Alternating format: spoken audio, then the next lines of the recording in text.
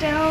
যিটো কৈছে সেইটো তেওঁ ভুল কৰা বুলি স্বীকাৰ কৰিছে তেওঁ কৈছে সেইটো ক'ব নালাগিছিলে সেইটো মানে পলিটিকেল এটা ষ্টেটমেণ্ট আছিল সেইটো মানে মোৰ ভুল হৈ গ'ল বুলি তেখেতে কৈছে তেখেতে নিজে কৈছে যে কিছুমান বস্তু ডেমেজ কণ্ট্ৰলৰ কাৰণে ক'ব লগা হ'ল পাৰ্টিৰ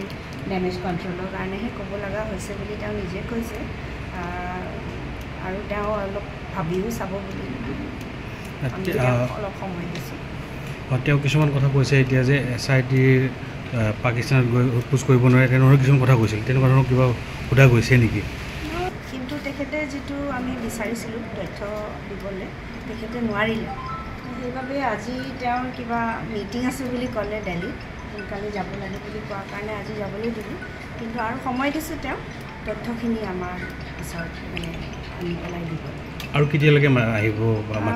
মাতিম খুব সোনকালে মাতিম তেওঁ সহযোগ কৰাৰ যিবিলাক প্ৰশ্ন আপোনালোকে সোধা হৈছে তাত তেওঁলোকে সঠিক উত্তৰ দিছে নাই বাৰু উত্তৰবোৰ দিছে মানে আৰু তেওঁ